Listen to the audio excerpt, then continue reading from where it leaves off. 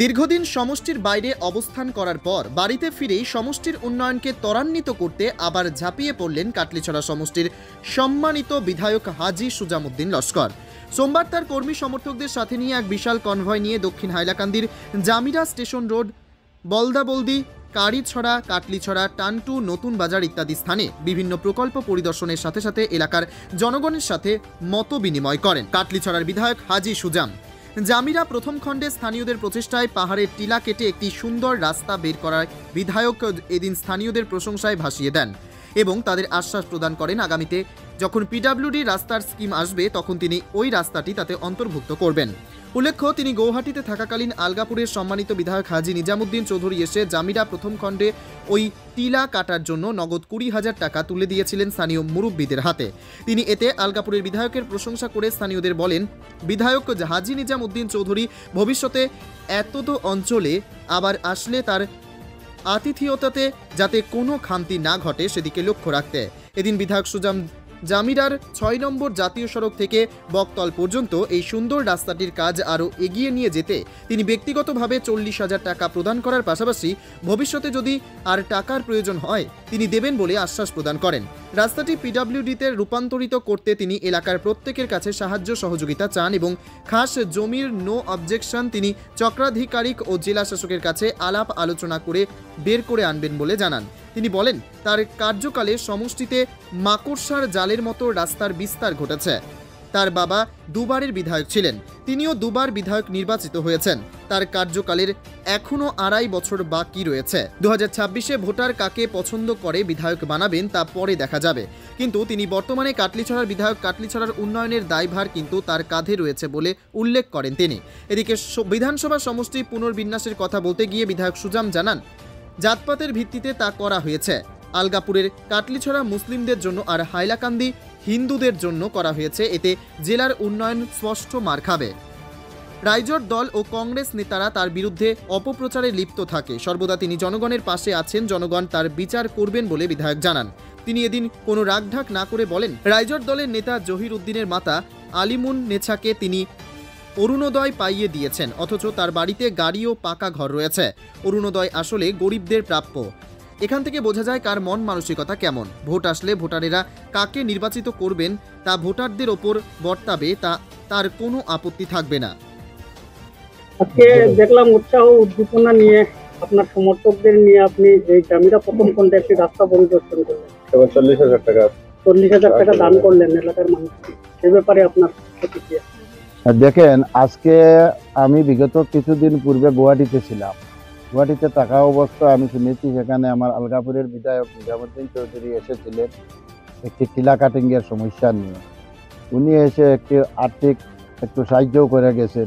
আমি ওনাকে ধন্যবাদ জানাই যে আমরা একই দলের 3 জন বিধায়ক, জাকির হোসেন লস্কর, নিজামুদ্দিন চৌধুরী, আমি সুজামউদ্দিন কাটলিছড়া, আমরা মিলেমিশে কাজকর্ম করে যাচ্ছি। বর্তমানে ডেলিমিটেশনে আলগাপুর কাটলিছড়া সমষ্টি হয়েছে, তাতে উনিও আসবেন, আমিও যাব, সেটা স্বাভাবিক কথা। মানুষের মতামত, ভোটাধিকার, মৌলিক অধিকার, ভোট যে কাউকে দেওয়ার তার ইচ্ছা থাকবে। বিধায়ক হিসাবে উনি এসেছেন, আমার কোনো ক্ষোভ নেই। আমিও আলগাপুরে যাই মাঝে মধ্যে, মানুষ ডাকে। বিশেষ কথা হচ্ছে সেখানে যে রাস্তাটি আজকে এসে আমি দেখলাম সেটা পিডব্লিউডিতে রূপান্তরিত করার মতো একটি রাস্তা। যে রাস্তার পাশে প্রায় 4-5 হাজার মানুষ বসবাস করে, আর একমাত্র এই রাস্তা ওনাদের উপযোগী। আজকে জামিরা যেটা ন্যাশনাল হাইওয়ে, সেই ন্যাশনাল হাইওয়ে থেকে ডাকনাম বকতল রেভিনিউ ভিলেজ জামিরা পার্ট 1 প্রায় 1.5 কিলোমিটার লেন্থে একটি পিডব্লিউডি রাস্তা হবে। বর্তমানে মানুষ চাঁদা করে যেভাবে টিলা কাটিং করে রাস্তাকে রূপান্তরিত করতেছে, আমি সেখানে এসে উপস্থিত হয়ে দেখে আমি আনন্দিত হই, কারণ ওইখানের বিধায়ক আমাকে 100% ভোট দিয়ে 2বার বিধায়ক নির্বাচিত করেছেন। আমি আর্থিক 40,000 টাকা সাহায্য করি। বর্তমানে একটি রাস্তা টিলা কাটিং করলেই রাস্তা হয়ে যাবে। আর ভবিষ্যতে আজকে আপনাদের সম্মুখে, মিডিয়ার সম্মুখে আমি বলতেছি যে নেক্সট পিডব্লিউডির স্কিমে সেটাকে আমি পিডব্লিউডিতে রূপান্তরিত করব। আমার অনুরোধ যে এই রাস্তার আশেপাশে কিছু সরকারি কাজ ল্যান্ড আছে, ওইগুলা আমি অনুরোধ রাখছি যে ইচ্ছা করে রাস্তার মাপের জায়গাগুলা খুলে দেওয়ার জন্য, আর ভবিষ্যতে সেটা পিডব্লিউডি হবে। যদি কার আজও উজোর আপত্তি থাকে তাহলে জেলা প্রশাসন, ডিসির হস্তক্ষেপ, সার্কেলের হস্তক্ষেপে রাস্তা ক্লিয়ার হবে। আর যারা পাট্টাদারি বা খাসলেন, ওরা ইচ্ছা করে পাট্টাদারি যারা এনওসি দিয়ে দিবে, আর খাসলেন হলে ডিসি সার্কেল অফিসার ক্লিয়ার করবে, সেটা সরকারের নিয়ম নীতি। জমির মালিক থাকলে জমি নিজে দান করতে লাগবে, সরকারের জায়গা হলে সরকার দিবে, সরকার টাকা দিবে, পিডব্লিউডি হবে। এই রাস্তাটা পিডব্লিউডি হলে এখানের মানুষের সব সময় আপদে বিপদে, সমস্যায়, রোগে, ছাত্রছাত্রী, শিক্ষা দীক্ষা, বিয়া শাদি সব জিনিসে রাস্তার দরকার। আর আমি কথা দিচ্ছি যে এই পিরিয়ডের ভিতরে আমার 2.5 বছরের মতো এখনও আমি বিধায়ক আছি, এই রাস্তাটা সম্পূর্ণ হবে। তার সঙ্গে বকতলে একটি রাস্তা আগে হয়েছে, মণিপুর সিটে এইবার কাজ চলতেছে, শাহজাহান রোডে কাজ চলতেছে, ব্যালেন্স কিছু ওইগুলা রাস্তারও দরকার। প্রত্যেকটা রাস্তার ব্যালেন্স পার্ট আমি এই সময়ের ভিতরে পুরা করে 3-4টা রাস্তার যোগসূত্র হয়ে যাবে। আমি যেভাবে রাস্তা কাটলিছড়া করতেছি, যে জিপিতে যাই 3-4 জিপি মিলে 4-5টা রাস্তা জয়েন্ট হয়েছে, আর সেটাকে আমি গাওয়ালি ভাষায় বলি যে মাকড়ের জালের মতো রাস্তা পিডব্লিউডিতে তৈরি হচ্ছে। আরেকটি কথা দেখেন যে লিমিটেশন হয়েছে, আজকে আমরা 3 জন বিধায়ক, ভবিষ্যতে 2 জন বিধায়ক, আলগাপুর কাটলিছড়া মিলে একটি, আর একটি হাইলাকান্দি। জাতপাতের উপর নির্ভর করে হয়েছে, সমগ্র জেলার মুসলমানকে একত্রিত করে একটা সমষ্টি হয়েছে, সমগ্র জেলার হিন্দুকে একত্রিত করে একটি সমষ্টি হাইলাকান্দিতে হয়েছে। আজকে ভবিষ্যতে 26-এ ভোট আসবে, কে কাউকে ভোট দেবে সেটা অন্য কথা, কিন্তু বর্তমানে টুডে আমি এখানের বিধায়ক, 2 বার নির্বাচিত হয়েছি। আমার প্রয়াত পিতা তজুমুল আলী লস্করও এখান থেকে 2 বার বিধায়ক হয়েছেন। বিগত 30 বছর এখানের বিধায়ক গৌতম রায় 20 বছর ক্যাবিনেট মন্ত্রী ছিলেন, কিন্তু আমাদের এরিয়ার কোনো ডেভেলপমেন্ট হয়নি, কোনো রাস্তাঘাট এমন হয়নি। যা হয়েছে মেইন রোডে হয়েছে, জঙ্গলে, নালাখালায়, পাহাড়ে এই সমস্ত রাস্তা হয়নি। বর্তমানে এই 2 সরকার, বিজেপি সরকার হলেও, আমি বিরোধী দলের বিধায়ক হলেও আমি দৌড়ঝাঁপ করে বহু রাস্তা তৈরি করেছি। আমার কোনো ক্ষোভ নেই। আমার এগেইনস্টে কিছু রাজনৈতিক প্রতিদ্বন্দ্বী, রাইজের দলের কিছু নেতা, কংগ্রেসের কিছু নেতা, এগুলো বেশ অপবাদ ঘটাচ্ছে, কিন্তু আমার সাধারণ মানুষ বুঝতে পারছে যে এখানে কাজ কে করতেছে আর কাজের ক্ষমতা কার আছে।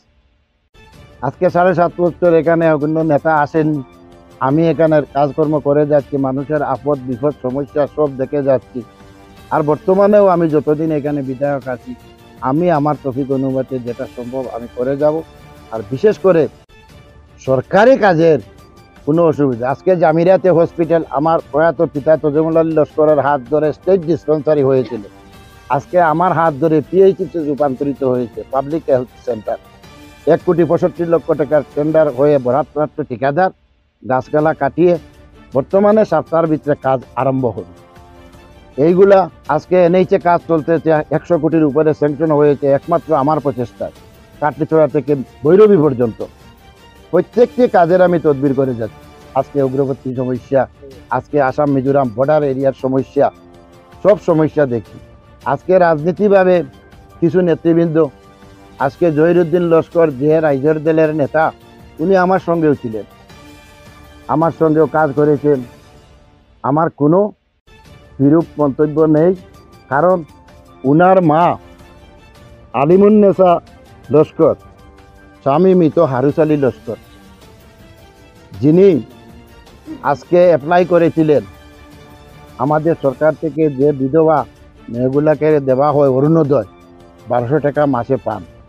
যদিও ওনার অবস্থা ভালো, বাড়িতে বিল্ডিং আছে, টাইলস মার্কা ঘর আছে, গাড়ি আছে, প্রচুর সম্পত্তির অধিকারী, কিন্তু আমি ওনার মাকে অরুণোদয় দিই। জহিরুদ্দিনের মা আমিনুন্নেসা লস্কর, আমি অরুণোদয় কমিটির ডিস্ট্রিক্ট লেভেল এমএলএ হিসাবে মেম্বার, আমি লিস্ট চেক করতে হয়, চেক করে দেখলাম জহিরুদ্দিনের মা অ্যাপ্লাই করেছে। আমি দেখলাম ওই নামটা কাটলে জহিরুদ্দিন বলবে ওনার প্রতি আমি খুব উজাড় করেছি, কিন্তু কিছু নিয়মকানুন সরকারের আছে, উনি উপযুক্ত না হলেও আমি ওনার নামটা সিলেকশন করে দিয়েছি। আজকে আপনাদের মাধ্যমে সেই কথা বলতে চাই, এই নেতৃবৃন্দরা দেশের সমাজের কি করবে?